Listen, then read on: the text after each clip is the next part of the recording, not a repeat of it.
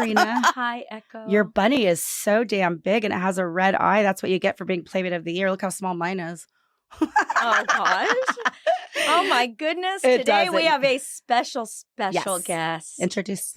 This is Bill Farley. Mm-hmm. And, oh, my gosh, I have so many memories of Bill.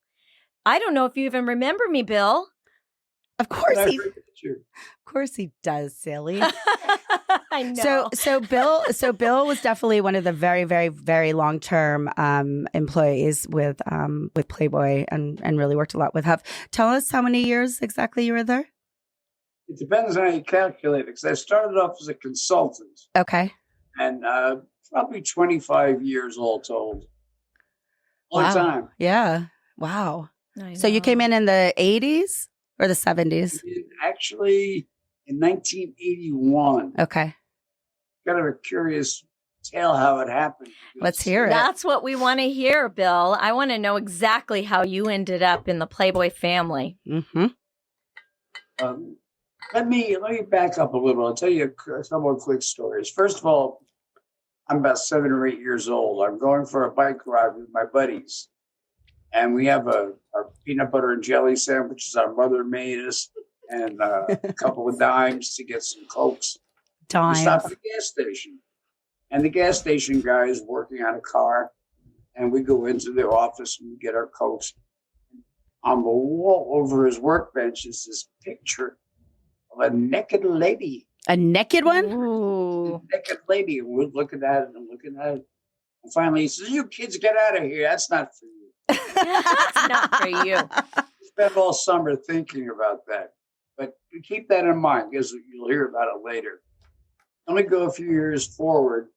And my parents got a new television set, which is not that big a deal. It wasn't big. It was a big deal then, yeah. It was the TV sets that were like furniture.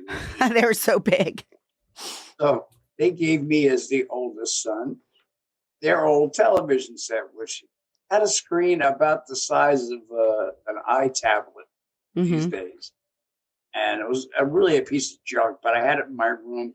And of all things, it had what we used to call rabbit ears on the top. Oh, yeah. The antennas. Would adjust to get a better picture. Right.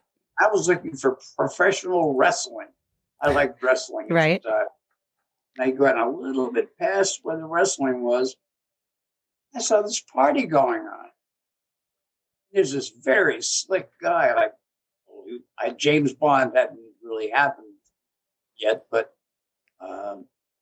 it was this guy in that tuxedo.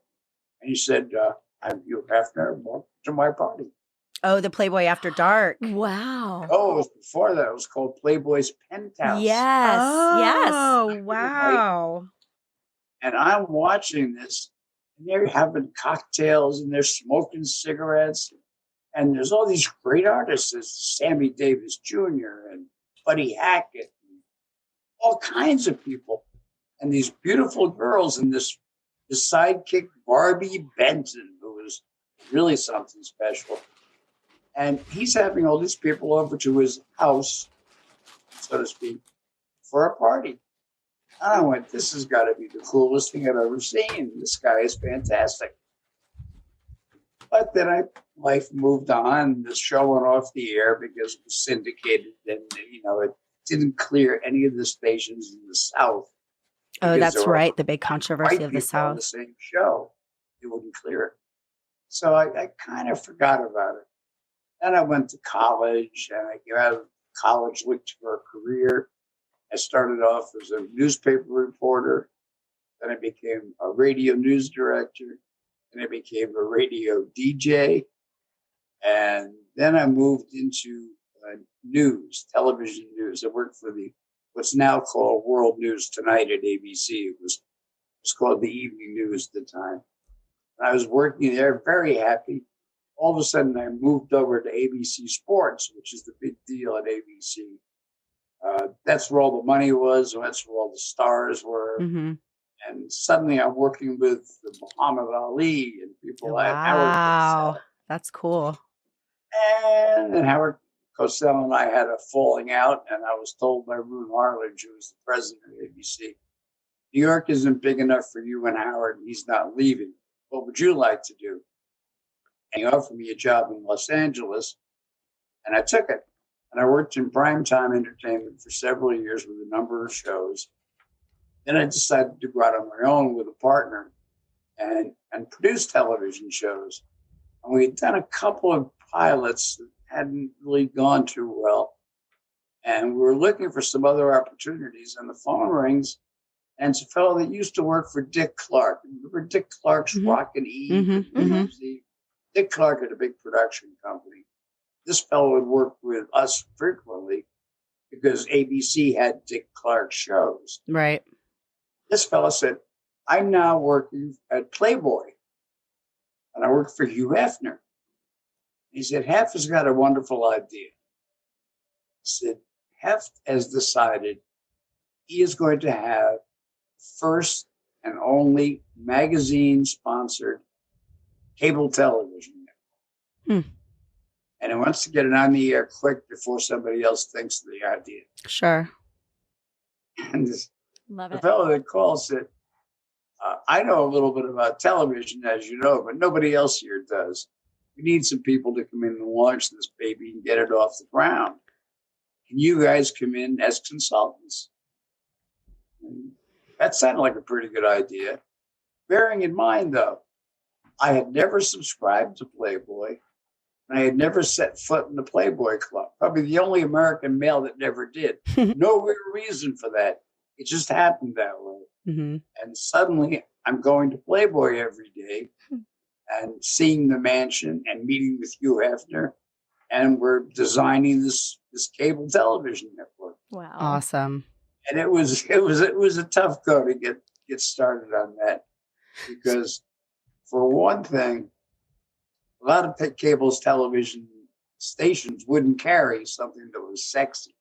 That was just too much for them. Let me ask you a question. So when you're talking about starting that cable network, is that what like we all did for our like videos when we each were a centerfold each month? We would come on and like host. Oh, so that's was the start of that. Wow. Oh, how Playboy interesting. Television. Yeah. We're one step ahead as usual. Behind the original Playboy channel. Yeah. To replicate Playboy magazine in a video format. Right. Okay. Seriously. Right. We have long form interviews with important people in the world. Would have a stupid jokes page. Would have cartoons. And of course, it would have beautiful girls.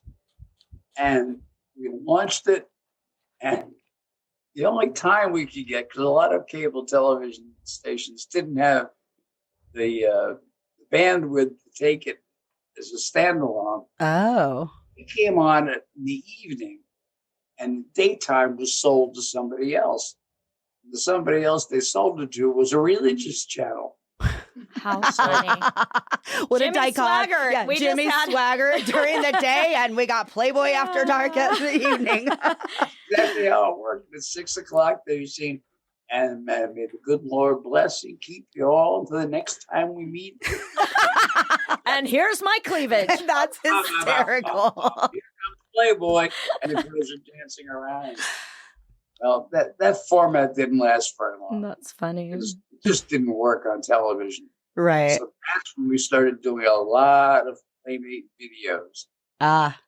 Videos made up a large percentage of what was on the channel, because that's really what men wanted to see, and men really all with Trachillis Productions, correct? That's true. Or were they the Michael first? Trachillis was an excellent producer and did a lot of work, as you know. Yes, I feel like he did my- everything. Yes, I feel like he did everything. Yeah. But when you first started, there must have been other production companies, and then he was one that stuck. Well, there were quite a few people that tried their hand at it. It's another curious coincidence. Michael Trachillis learned the business from a guy named Andy Sedaris. Andy Sedaris produced all those B movies that a lot of the girls were in. It was all sense. 6 explosions, and the girls solved the crime, and everybody was happy. Right. And take their clothes off. So, like, Trachillis got the context of what Hef wanted for the Playboy. In fact, Michael's the one that started working for Hef. Right. Andy went out on his own and made his own movies. Right. I had known Andy from ABC because Andy was in charge of all of college football for ABC. All the Wow. crisscrossing always. Professional football. Mm-hmm. So there was a sort of a rivalry there. Now Right. Michael and I were working together. That's so cool. That's I didn't know any of fascinating. that history. Thank you for sharing that. Wow. Yes. So that was your lead in to really working I with want to, Playboy. yes, but I want to ask you how What? Remember that bicycle story? Yeah. the what story? The bicycle story? No. Oh yeah, the centerfold. When you saw the centerfold and the man said, "That's not for you, kids," you were I got to learn as much about Playboy as I can, as fast as I can. And I had access to go up to the mansion and poke around. Uh-huh. I'm in the library. I see all the bound volumes up That there. was my favorite room and those books. It's his favorite room, too. That's where he did every interview with that. Oh, that's right. On that Mhm. blue In the couch. library, Yeah, yes. that's right. I'm poking around in there, and I pull out this one of the early volumes, and I flip open the first Playboy ever. To Marilyn. Yeah. goosebumps. Yeah. I open it, and there's the picture that was hanging in the gas station. Oh my gosh. Of Oh, course. goosebumps Of even more. course. Yes, fate. Fate. We all talk about that, Bill. All of us have a story similar. Yep. How we Yep. came to Playboy. Even Yep. Lacey here, Yep. she was, telling us Driving it's down that, Sunset and saw the big white What bunny about head. you with your centerfold? It's Yeah, everybody has. It's like the timing. it was meant to be each person. It was like meant to be that was supposed to come Do into you your life. remember what you felt like or just what that experience was when you first met Hef? I ask everyone this because it fascinates me to hear what it was like. Was it one of those things for you where you already knew, okay, I'm going in to meet the boss, El Jefe? Yes, El Jefe. I love that. I love that too. Or was it, oh, here he is? What was Were you that? terrified or excited? Are you asking each other, or are you asking Asking me? We're you, asking Bill. you because My we're goodness. just I was trying to be very professional because I was coming in as a consultant, and I'm going to tell people how to do things. true. I sucked it up, and off we went, and went up to Mary O'Connor's little office, and she said, "He's in with Dick. You can go in now." I didn't know who Dick was. I had soon learned who Dick was. Yeah, So I went. Yeah. And I walk into the office, and there's Hugh Hefner, the guy that had invited me to his party back in the 50s when he was on television. That's so Except cool. now he hasn't got a tuxedo on. He's wearing a pair of black pajamas and a rumple. He seems like a pretty ordinary guy, Right? but he was clearly in charge. And Yes. There's no question about that. Sure. That's cool to meet him up in Mary O'Connor's office too. Yes. In his element at home working. Always up As there. you probably know, he was a very orderly, very organized guy. Oh yeah. Everything went according to a schedule, and you didn't deviate from that. Yeah, it's like if you had 5 minutes with him, you bet damn You bet. sure that you took full advantage of those 5 minutes and got everything across that you needed to do. And he was so meticulous Mhm. and expected everything. Mhm. Oh, He knew absolutely. yes.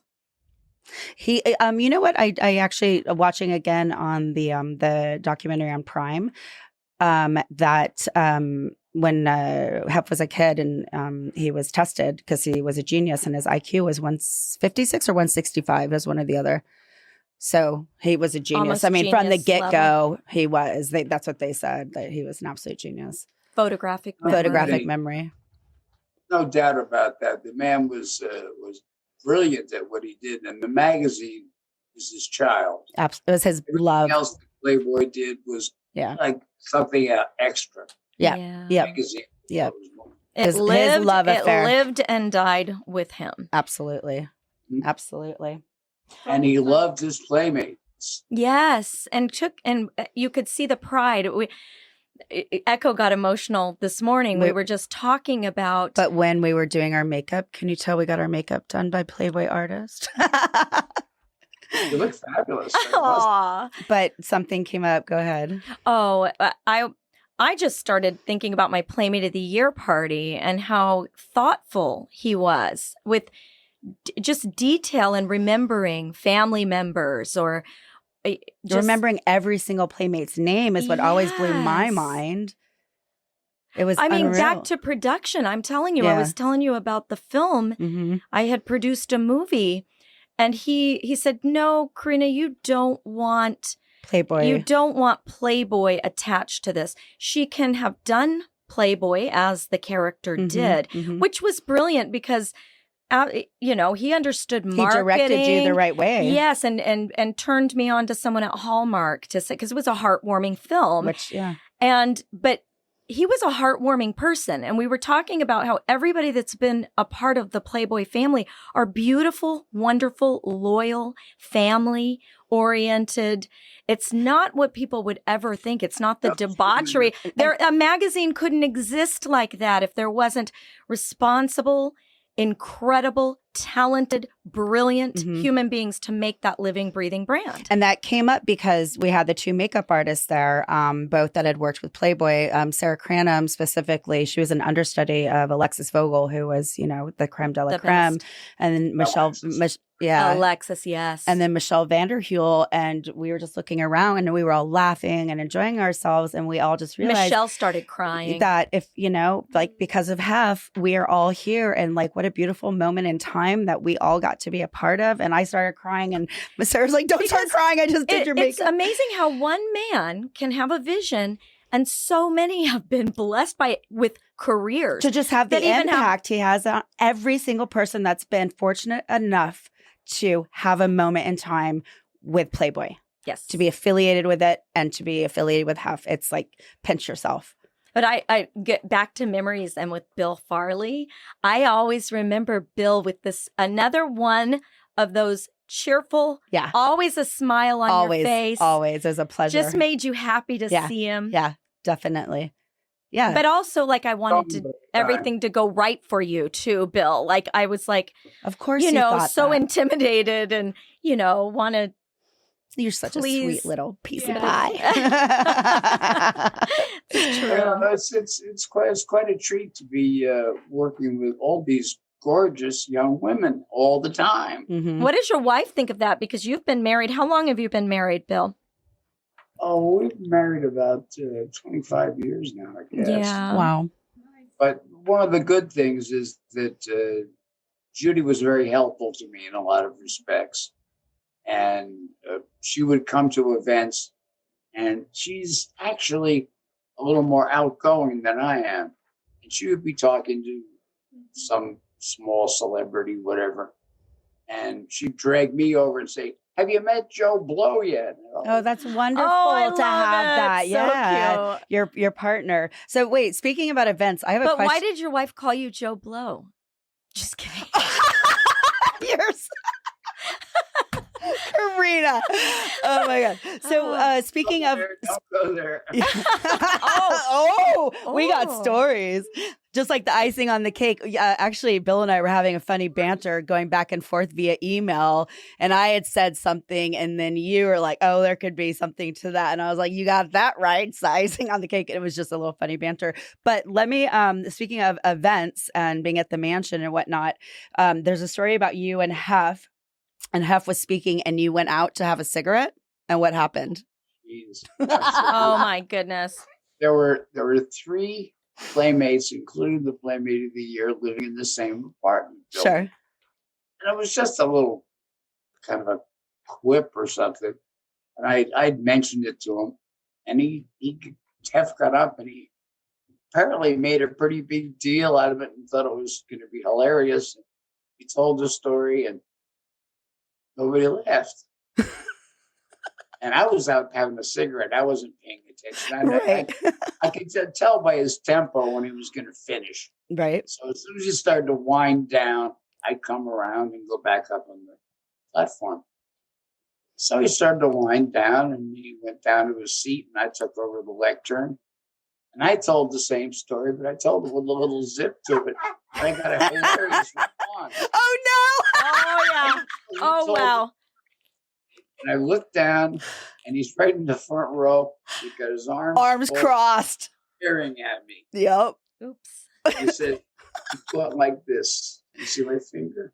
Uh-huh. I said, okay. So I said, what does it have? He said, don't ever talk anymore. Oh, I love it. That is wonderful. He's like, how dare you show me up? Silence. Oh And he was right. I didn't know. That's so great. cute. I'll tell you, he's a guy that he's brilliant, and he knows a lot about the world, always did, Yeah. but he had some real blind spots. If we have a moment, I'd like to tell you a story. Maybe you were involved. I don't think you were involved in this, with the Carl's Jr. advertising campaign. Oh yeah, when they're the girls biting the burger on the car. Well, they used to do a lot of crazy ads, Mhm. sexy ads. Mm-hmm. And I was in touch with the advertising agency for them, and they said, what do you think? Can we get Hef to do an ad for us? I said, boy, that sounds pretty good. Let me talk to him about it. And I talked to him. He says, I don't do this. It's not for me. Not for me. Let me think it. So I rethought it, and I went back to them and said, what's the deal here? They said, well, if you won't go to us, we'll come to him. So we don't usually do it. We'll shoot at the mansion. If he wants some of his girls to be in it, they can be in it. And I said, well, if he does agree, he'll only give you a couple of hours. So we'll make it work. I said, by the way, what is the compensation for this? They said, let's get back to you. They called back next day and they said, we'll give them $250,000 the day of the shoot and $250,000 additional for the first commercial runs. So it's $500,000. Sounds pretty attractive. Yeah. So I went back to them and said, there's $500,000 for you, and your girls can be in the commercial. Plus, you're reaching a huge audience Sure. of young guys. Right, the right. guys that go to Carl's Jr. and love the ads Yep. and buy the hamburgers. Yep. You're putting yourself in position with a big brand name in a different sector. So, well, you got my attention. Let's do it. So the day comes, and he's upstairs getting himself ready, and the advertising executive comes in with great ceremony, presents me with an envelope. This is from Mr. Hefner. Well, thank you so much. I'll take it up to him. So I took him up. He was in Dick's office. And I said, here's your check. He said, well, thank you very much. And I started to leave, and I heard this guy say, I said, what's wrong? He said, well, this is only half the amount we agreed upon. I said, well, no, you get half now. Right. You get the other half when the first commercial runs in a few weeks. He says, no, you idiot. This is only half of the half. He says, let me take a look at that. They cut him a check. I looked at it. I turned it over. On the back, it had federal tax, state tax, Medicare and so forth, all deducted. And I said, well, this is how they come. He says, what's all this money being taken away for? Said, that's what happens to all of us every 2 weeks when we get a paycheck. He had no idea. No idea. How cute. Every 2 weeks. This is the real world, Hef. Wow, that's And interesting. the federal government. He said, well, how can they do this to me? Oh, they do this to me. Oh my That's It worked out pretty wonderful. well. The commercials ran and they were very I remember those. So he ended up doing yes. it? Yes, I didn't know yes. that. You don't remember those Hugh Hefner, Carl's Jr. And it commercials? was kind of an ordeal for him because you know how he eats. He only eats certain things. Yes. Yep, very particular. His And entire life. They actually had a truck that was the dressing truck, for lack of a better term, for the hamburgers. Because every time he picked up a hamburger, took a bite, there was a guy sitting on the floor next to him with a bucket. To spit it out, right? Spit it out in the bucket. Right. They didn't want anything less than a perfect hamburger. Right. They brought in like 600 hamburgers. Wow. Feeding him hamburgers. Wow. That's wild. He was getting more queasy. Did he like them though? He was getting more queasy by the moment, I bet. Like, that's great. How wild. Every now and again, there were these strange little moments that would happen. Well, that, I mean, also. Yeah, I mean that's the best part, to have these like memories of one-on-ones with Hef, or things that had happened, and it's so special. So your title was president or vice president of communications? Well, it varied over the years. I kept grabbing other jobs. Right. When I ended up, I was vice president of marketing events. Okay. Largely pertained to the mansion. Right. I was vice president of Playboy Jazz Festivals. Okay. I was president of the model agency. Oh, so I had a pretty full boat. Yeah, you did. Oh, that's right. Your office was right there by Playmate Promotions. I remember that. Is that right? As a matter of fact, that reminded me of something that I thought I'd mention to you. Yeah. My office originally was on Sunset Boulevard. Yeah, I remember that building. That's where I shot my centerfold. And Playmate Promotions was right across the hall. Mm-hmm. So a lot of the girls came to get assignments and this and that. Sure. And I would be sitting at my desk with a client of some sort of media person or somebody from an ad agency, whatever, having a meeting. And they'd be facing me and I'd be facing toward the door. There were a couple of playmates that had a habit of, they'd appear in the doorway. The guy couldn't see them, but I could. But you could. Over the shoulder. And they go whoop and flash. Oh, I love it. That is awesome. So and you have to keep a straight face while talking to the client. That's funny. That's awesome. That's not a bad day's work. No, he's like, anyway, yes. That's classic. That brings to mind another. I won't name this person because you probably know her. I'm sure you know her. But we had a girl that came through one time who had really lived with a couple of hippie parents. They kind of lived off the grid. Mm-hmm. How we ever found her, I don't know. But she was there for her shoot, and they were shooting on the roof. She had been up on the roof, and she wanted to go down to change her clothes and probably go home. Right. I didn't know all this. I'm just in my office. Suddenly I hear this voice going, help, help, pathetically. And I poke my head out and I see this girl in a bathrobe standing in the elevator going, help. And I walked out and said, what seems to be the problem? She says, I'm stuck in the elevator. I said, no, you're not stuck in the elevator. The elevator door is open. You can't be stuck. She says, but I can't go anywhere. She had never been in an elevator. What? Whoa. Wow, that's a button here, and it will take you down where you want to go. Wow. That's wild. Poor thing. Yeah. Where did she come off the grid and like became a Playboy? The hills of West Virginia. That's those Appalachians. Those are my folk. Wow. Somewhere between Los Angeles and the East like Coast. hippie compound, like a real hippie compound. Nothing wrong with that. That's what year was that? I don't want to tell you. Oh, come on! You can't tell us. You're awesome. That's amazing. It was in the early 90s. Early 90s. I think I know who it is. It was me. It was Echo. No, I'm kidding. It was Echo Johnson. It wasn't me.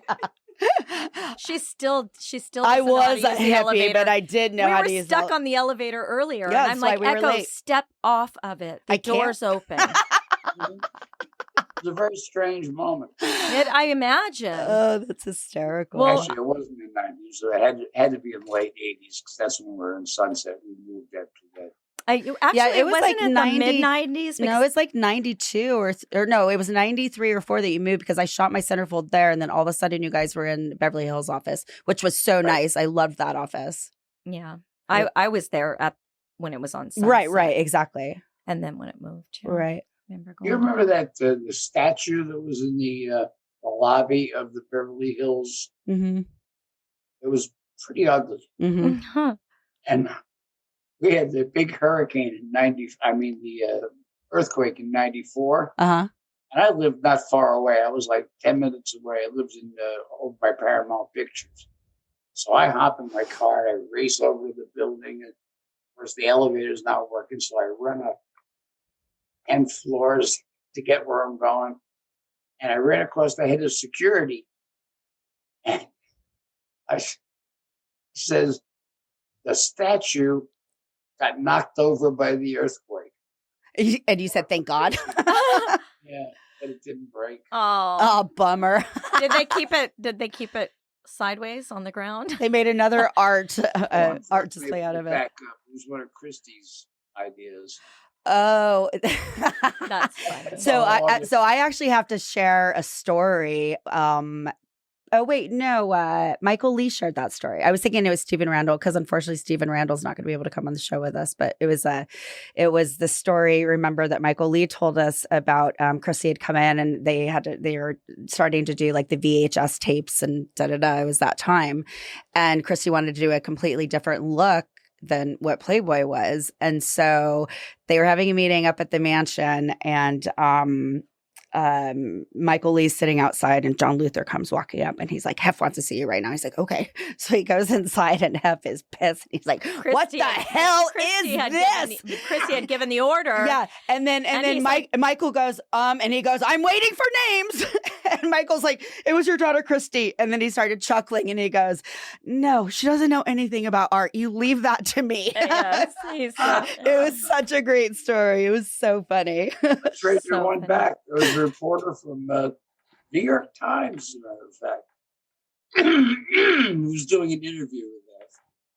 And it was a female reporter, and she asked him, she said, I understand that your daughter, Christy, is the chairman and CEO of the company, and you're the founder of it. What happens if you and Christy disagree? She said, well, we don't really disagree very often. We share most things. And a couple of minutes later, she rephrased the question and said, tell me what happens when you and Christy disagree. And he says, I told you, we agree on most things. We're working things out. Mm-hmm. And move on. A couple more questions. And then she came back. She wouldn't let this go. She said, I have to ask. There must be something that happens. Something. That you and Christy strongly disagree. Mm-hmm.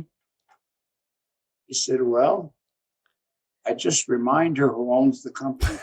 I knew that was coming. I knew that was coming. Of course. Of course. Can I ask him the question I ask everyone? Of course. Go ahead. If you could relay to Hef as if you were at his memorial service or just in memoriam, I think it would be a simple thank you.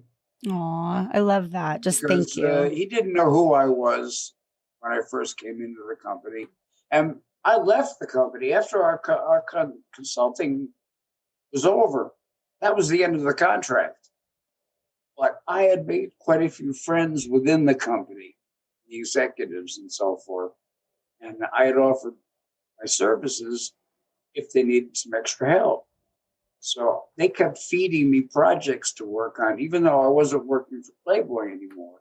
In fact, in 1984, I still continued to do projects for Playboy, mostly writing projects, even though I had gone over back to ABC again and was working as the manager of international press for the Olympics. Mm-hmm. So that whole year was chewed up by the Olympics.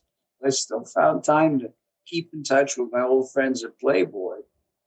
And then when the New York City club was going to be open, a fellow that then was kind of half fixer and PR guy had to spend 2 months in New York City to start that club. And that meant no one was covering his job. Mm-hmm. He knew me pretty well. So he hired me to come back in and fill in for him while he was in New York. So I did that. So then I was dealing with F again on a one-to-one basis because a lot of it was media. And then this fellow decided to go into a different line of work, and he left. And I'm already sitting in the office. So they said, well, just stay there. We'll hire you. I said, okay. That was easy. Just stay. Exactly. Perfect. Yeah. Left from 1985 to 2005. And I was very grateful for that job because here I am working with one of the most iconic people of the 20th century. Mm-hmm. And I can argue with him. Mm-hmm. Mm-hmm. And he listens. Mm-hmm. You may not agree. You may want to get his way, but he will hear your argument out and let you say what you think is right. He was not big on praise, as you know. Mm-mm. But in fact, Judy was there because she's the one that really was caught it and was more stunned by it. We were doing the rehearsal for Halloween. You know, Halloween became Oh my God, the coolest parties ever. Halloween. I never went to one. I got to go to one, and then my stupid friend got too drunk and we had to leave. I was so pissed. Oh my God. Oh, that's a shit. I know. It was awesome. I missed out on. That cost about $500,000. Oh, yeah. Wow. He gave. Oh, you're fine. Oh, he gave the very best parties. No, period. But the Halloween, you would have loved it. There was literally, I've seen there was pictures, coffins and people imagine. jumping out of them and this scary house. I mean, it was over the top. It was unbelievable. Wow. You see, I hated Halloween. But it Until, also was a good media opportunity. right? You know, he wouldn't let any press come to his parties. Which So was you could- beautiful. That's why all of the celebrities were so comfortable there. That Exactly. privacy Mhm. factor. He respected. We could do a certain amount by cutting some video that Barney Fox had shot and putting together a list of celebrities and sending it out, which we did. We sent out maybe 20 videos and press releases after every party. So that's why I was there. I was always wondered like how the celebrities were up there, if it was like they had a relationship with Hef or what. But That for makes Halloween, sense. I didn't want to go to the party. I just didn't want to get stuck with it. Right. Oh, But they were having little rehearsal in the afternoon for the big night the next night. And it occurred to me, if I could just get Hef to move it a little later into the evening, I could invite some media to come over to the dress rehearsal. Mhm. They could shoot all the attractions and the fun without the celebrities and go behind the scenes. Mhm. smart. Every Smart. year somebody did. And I'd work that and I wouldn't have to go to the party. And one year, Hef was out in the front yard and they were shooting some stuff with him in the graveyard and so forth.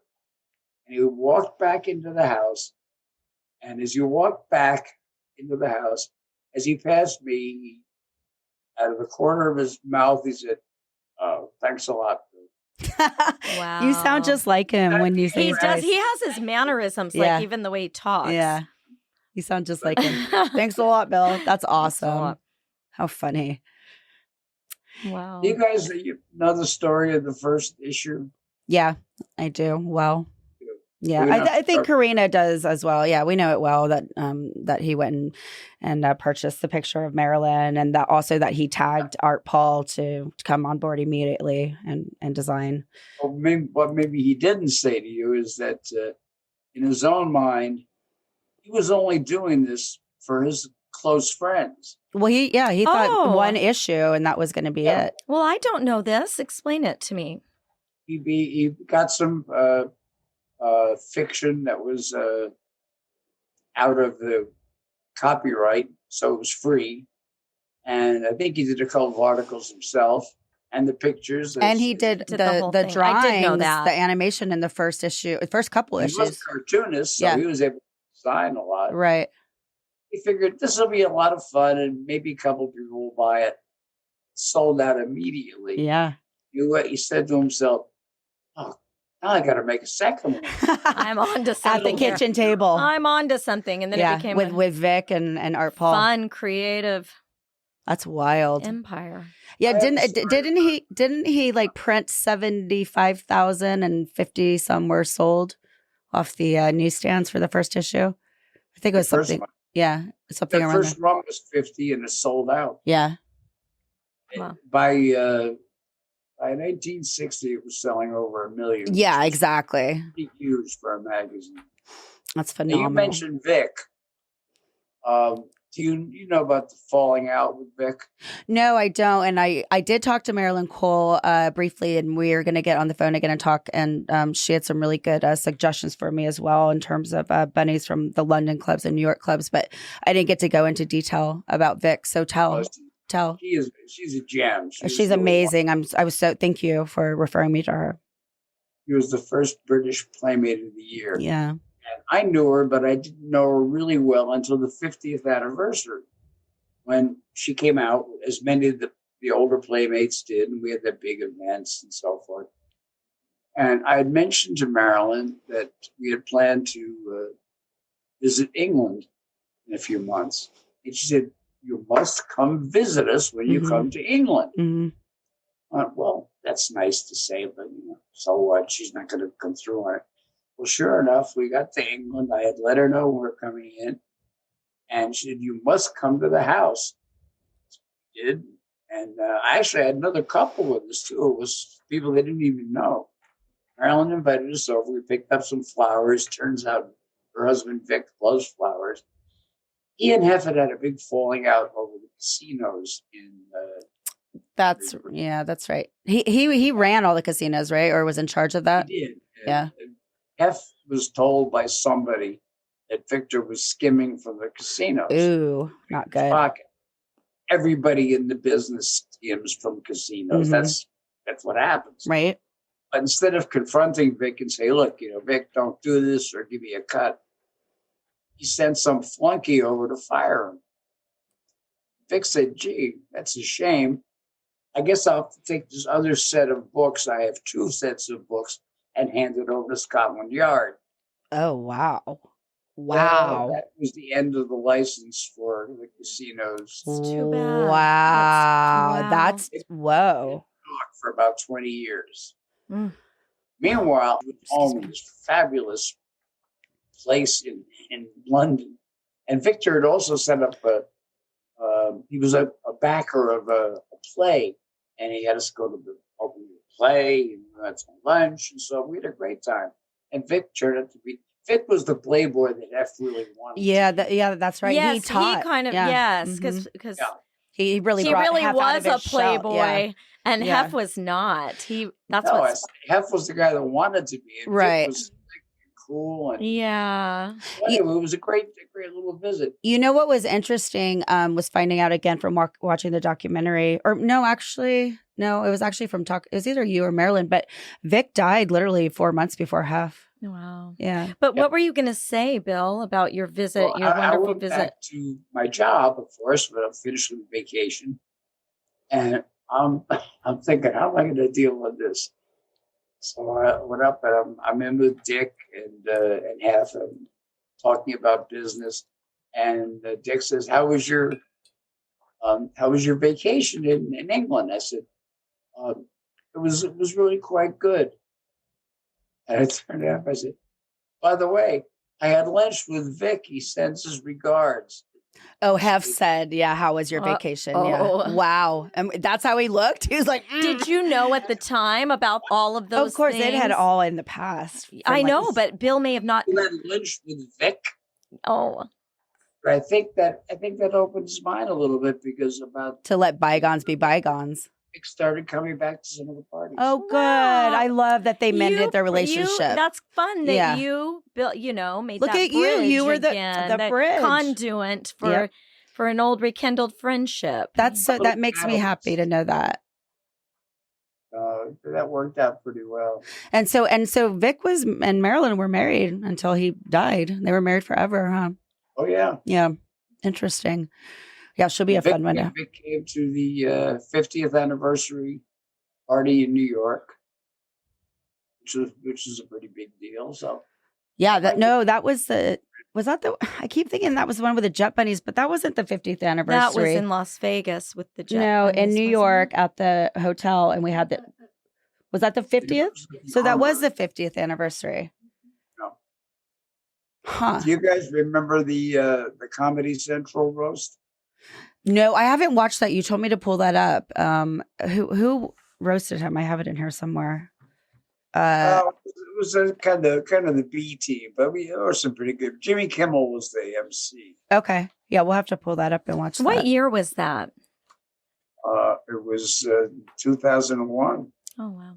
Yeah, we definitely need to Because watch that.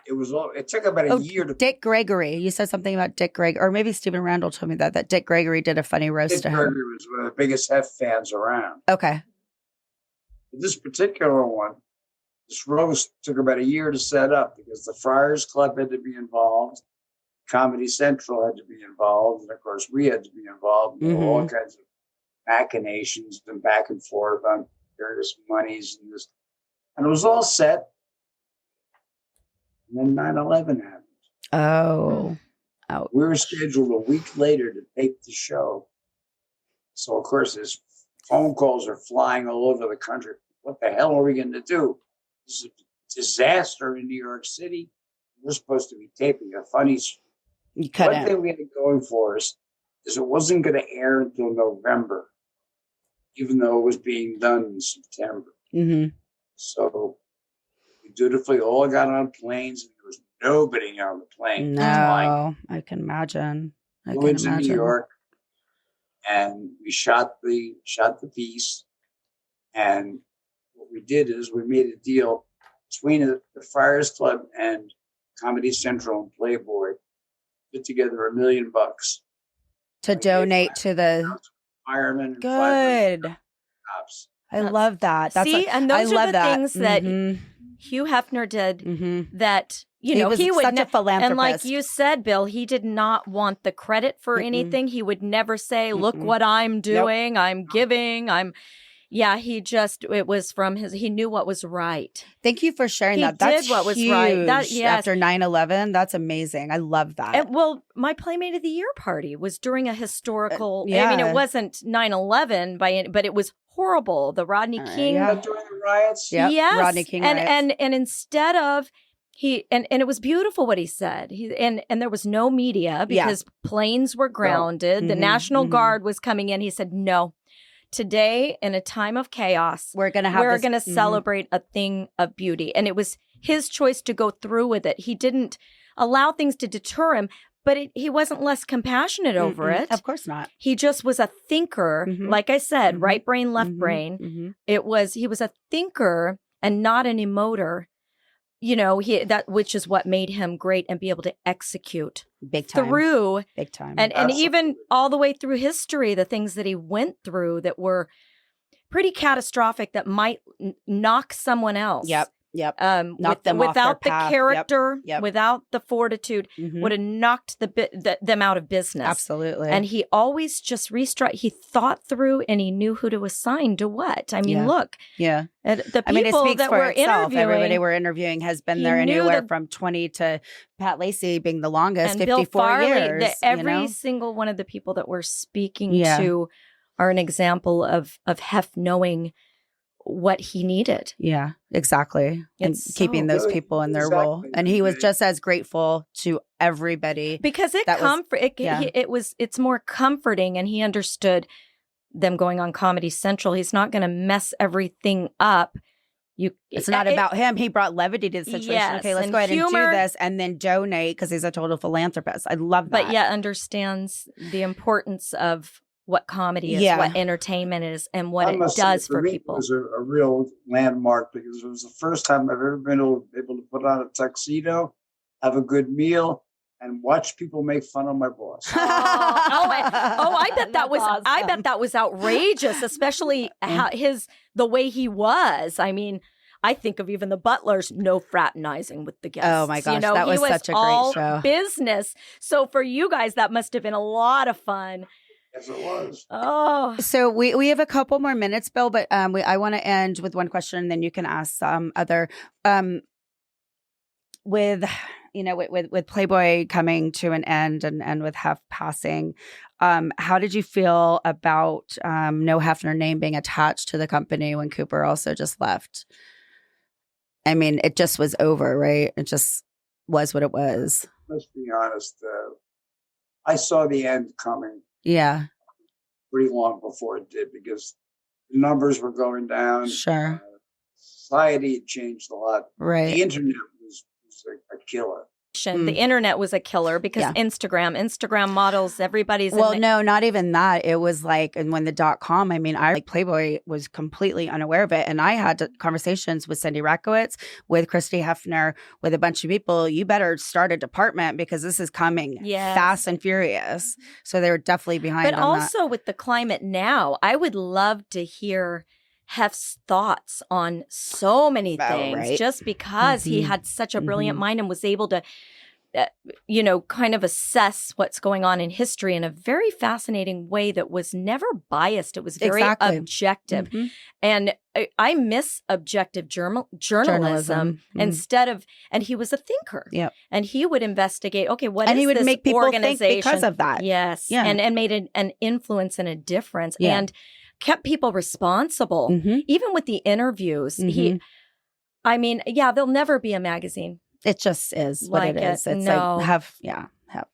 Oh, we miss you. We love you. I had to copy it, but nobody ever got the No, it'll never happen again. Look, it was a moment in time, and just how gracious he was to include all of us to be a part of it, and for that we are eternally grateful and blessed, and that's why we're here right now doing this. So we're gonna put the celebration of life party together. We're gonna throw a huge event for Hef in his honor, the way he would have had it. Exactly, since nothing was done for all of us to be able to go and share and just reunite with each other, the family. I think that would be a really hot ticket. Yeah, I think so too. I can't wait to give you a big hug, Bill. I know, a big snuggle. Oh, 3 words that describe Hugh Hefner. To you. Brilliant. Stubborn. And surprisingly, loving. Yep. Wow. I really feel that he had a special relationship with women. He did. People thought he's a womanizer. No. Loved his women. He was a protector, and he was empowered. Yeah, he was empowering women. And he protected us. He was a mentor. He was also our teacher. I mean, I never felt safer than when I worked for Playboy. It was, and I was very, very young. And I think a lot of girls feel this way and have been through the same thing where you're treated so well. Yeah. Then you go out. It's almost like you go out into the world with, and you're like, what's wrong with you, and people? You're thinking, wow, that there's not integrity. There's not in a business or a corporation or whoever you're working for, or there's vulgarity even. I've been through that where I'm going to do a photo shoot. Well, how about last night? Karina and I come home to our hotel and sit in the lobby and have a drink, and there's a man in there, and he gets stood up by his whore. He said that and word. I said, you got stood up by what? And he goes, my whore. And I said, you mean a call girl? And he goes, yes, a whore. So he thought we were the call girls and trying we had our makeup on from today. And we were like, no, we're not the call girls. We're playmates. Yes. It was so funny. It was so random. He was an older gentleman. Anyway, it was interesting. Oh, and then check this out. We're walking out the hotel yesterday, me and Karina and Lacey, standing on the sidewalk, Mark Saganor. Like, what? There was Mark. Haven't seen him forever. And he was always with Hef when I saw him. Yes, he was standing outside our hotel yesterday. Isn't that And we all ran into, and I'm like, I need your number. I've been trying to get a hold of you. Lacey was there. So now he'll be coming on. We'll have Mark. It was funny. I thought he was in jail someplace. Was he? For what? Oh, I want to hear this. Oh, God. Why would he be in jail? Okay, well, it's time to go. Lacey's like falling out of her chair over there. Oh, my gosh. I love it. One little thing that might tie into what you're saying. I asked him one time, I said, what if you weren't able to publish the magazine with Playmates in it? What would you do? you thought about it for me. He said, I published a literary magazine. And as he walked away, he said, nobody would read it.